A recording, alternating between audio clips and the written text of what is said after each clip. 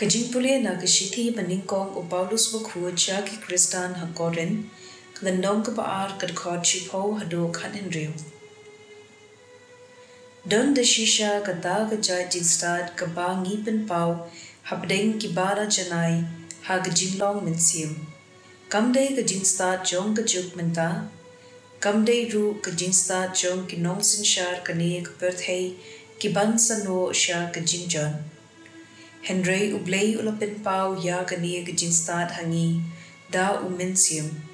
U minsim u yoi lengba ya ki kambaro wadia ki bari jong u Blei. Na ba manu batib ya ka jinglong bashapo jong u briu latang ka minsim bashapo jong u briu hi.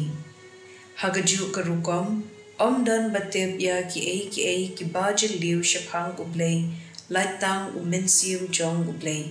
U minsim u ba ngilayo pdiang umday u minsim jong ka perthei. Henry u minsim u jong u Blei. U ba yarab yangi ban ithu ya kisap ki ba ula ay hangi. I kran shapang kine omda ka jingstad briu Henry da ki ktien bahikai u minsim. Kumta ngi batay ya ki bakenja minsim da ki ktien bakenja minsim. Ubriu bakenja do tiang ya ka jinghikai balayo na u minsim u Blei. Ya u kata ka long ka jingbi. La menshimphang ya kata ka jinghikai na madai ban pensyong dor ya ka hakarukom bakenja minsim. Henry ubriu bakenja minsim ula ban bishar ya ki baro. Henry ya u omdan mano bala ban bishar na ba u ba latib ya ka jingwod utrai knang ban ay boit ya u. Henry ngite ngidon ya ka jingwod ukris ka ktien jong utrai. Kasam shispa asabusan kad khot pra hadu khatsam. Utrai ulong ubasbun bat uba isan ubasuki ban bitar uba kerhai ka jingit. Utrai ulong uba bhaya baro u isan ya ki jinthau jong u baro. Baro ki jinthau jong me kin aingu ya me kutrai bat ki riunge jong me baro kin kerkhu ya me. Kin yathu ya ka buram ka hima jong me kin pinbana ya ka bor jong me. Knang ba ki para briu kin tip ya ki kamba jong me. Padya ka buram bakrau jong ka hima jong me. Kahima jong me kalong kahima bom jukon bat ka jingsan shar jong me kane pateng la pateng.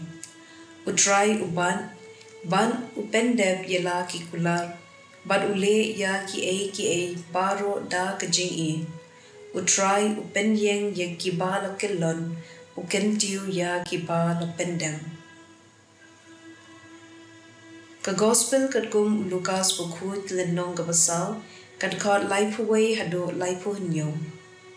Te u Jisu urale cha Kapernam kanong ba ha Galili bat ulahika ya ki pait ba ha kasabat.